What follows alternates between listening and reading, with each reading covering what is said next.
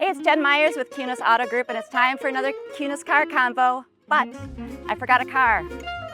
We're taking the Lakeland Queen. I'm at Lakeland Resort, and we're going to be talking with Johnny Darius and Nico Rossi from the food and beverage team. Come on in. So this is the Lakeland Queen, huh? Come on in. It's your boat. Johnny, Nico, thank you for inviting me on your boat. Thank you for coming. So, Johnny, you're the executive food and beverage director? Yes. So what does that mean?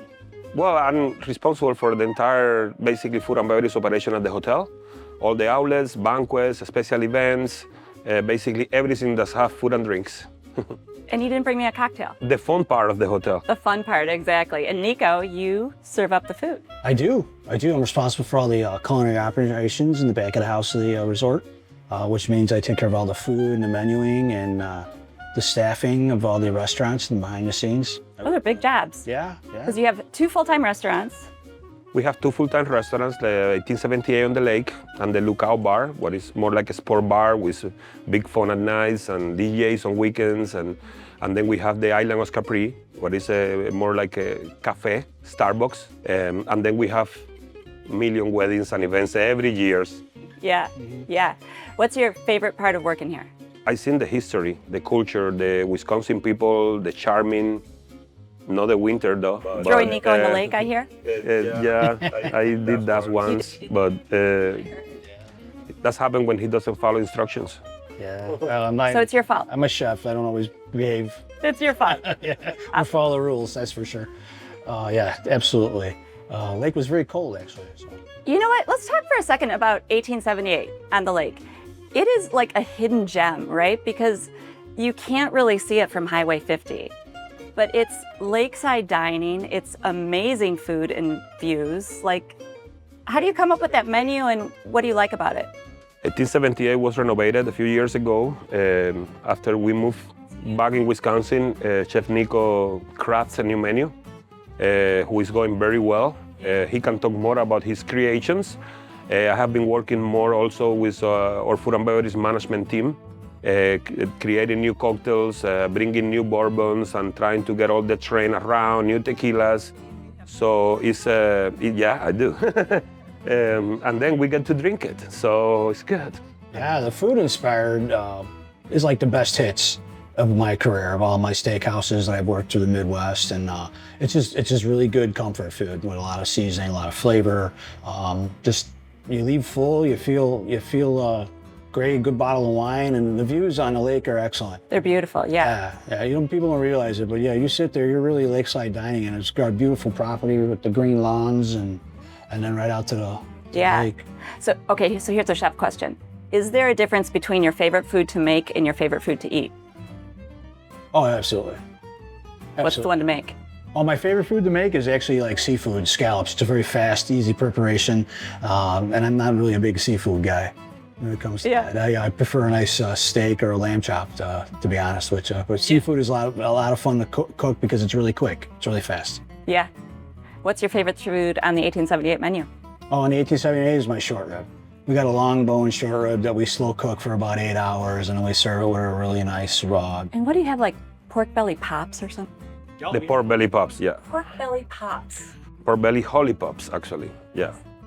They have a type of an Asian glaze as around, that is amazing.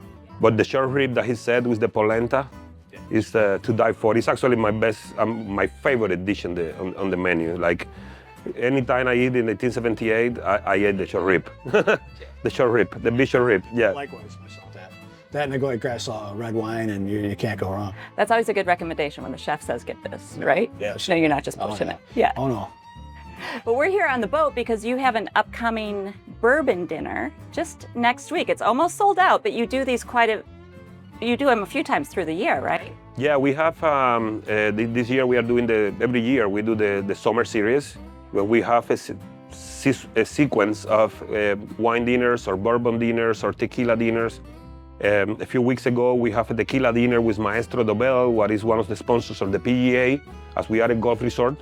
And then this upcoming week, we have the bourbon dinner with Sazerac, what is basically all the portfolio for Buffalo Trace. Right. So all the 4 bourbons that we will be tasting is gonna be very high allocated bourbons like Blantons, Eagle Rare, Travelers.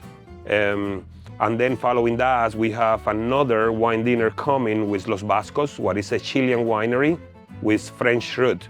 So we will have some Cabs, some Sauvignon Blanc, some Carmenere, what is a very different grape in America, but it's very traditional in France. So I think will be great. So I saw the menu for the Buffalo Trace dinner, and I do like bourbon, but I'm not a foodie, so to speak. But that menu is really accessible, and it looks really tasty. Like sometimes menus are so up here, like if No, I keep my menus what I like to eat, and I've been in the industry a long time. I really don't go home and eat, filet mignon every night and foie gras and stuff like that. We eat that as we go through our day, but we're pretty simple when we go home and eat our food. So the menus that I create, especially for the bourbon dinner, it was just, what do I want to eat when I'm drinking bourbon? And that's exactly how I design those menus, and just food I want to eat while I'm drinking bourbon. So. Yeah, it looks awesome. Hey, should we go upstairs? Absolutely. Okay. Let's go. That's the best part of the house. Beautiful. It's beautiful. We lost Nico. Let's go in the back by the water. Up here. Yes. Okay, so we talked about the bourbon dinner. What does the menu look like for the wine dinner? It's South American based. It's paired with the wines. Because the wine is a Chilean company, but with French inspiration? Yes, it's a lot of us, the old wineries from France, Italy, and Spain, they all were relocating in America in 1800s, and they went to Chile, Argentina, and then later on to California. They were in New Mexico.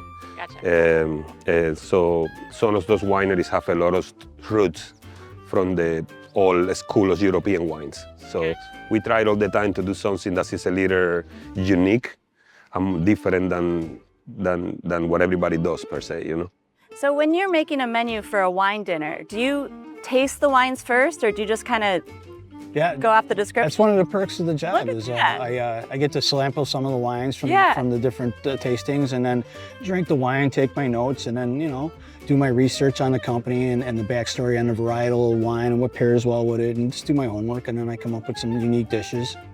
Yeah. And I try them out, sometimes at home before I put them on a menu, or I come into work and I take what I have and I make the dish there and go from there.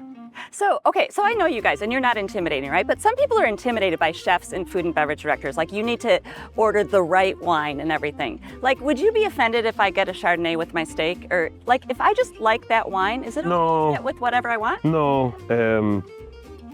A lot of traditions have changed through the year. Like 20, 30 years ago, it was red wines, red meats, white wine, white meats. That doesn't work like that anymore. Like, there is amazing Pinot Noirs that can be eaten with fish dishes, and it's a whole ball power of the flavors between what you create and what the wine you're drinking, depending the sauces, the way that you cook it, is it fried or not fried, the grease contents. It's a lot of parameters to decide, so it's completely fine to drink a Chardonnay. There are now un-oak Chardonnays, there are oaky Chardonnays, and some of those can be eaten with some game food or any other dishes, It's not more like white and red and white, Yeah. The black and white situation is gone. Now it's a little more diverse, per se. So when you're at home, Johnny, what do you like to cook for yourself? You just order We cook. I actually like a lot of the traditional Wisconsin stews. Yeah. But I also do cook a lot of like Cuban food, what is my root, for my wife and my friends and my families. And most of my families are not from the country I'm born, and they love coming to my house and try the traditional Cuban food the real proper way, right. Not the one that you buy in a restaurant and it's not Cuban. So yeah, I love cooking that type of food and entertain people sometime in your house and have fun. Yeah. So Nico, you said steaks, but is that your go-to at home, or do you do something different? At home, I eat kind of eclectic. I'm in the Indian food right now and Southeast Asian. A lot of flavors and curries and some of the different chili peppers and spices, and just the way they pair with the different types of food. Yeah, Yeah, I like the smell, the pungent smells and stuff like that. that's awesome. And also pairs well with different kinds of wines, and the spices pair really good with the white wines, the Sauvignon Blancs and the Chardonnays. Yeah, for sure. So we talked about the bourbon dinner coming up. That's almost sold out. Mhm. There's a wine dinner coming up that's we still have room for. And then there's one in September and one in October. Yes. But there's other stuff, right? Like look at this lake and Labor Day's coming up. Like, Yes. this is an amazing place to be at Labor Day. You have, Yeah.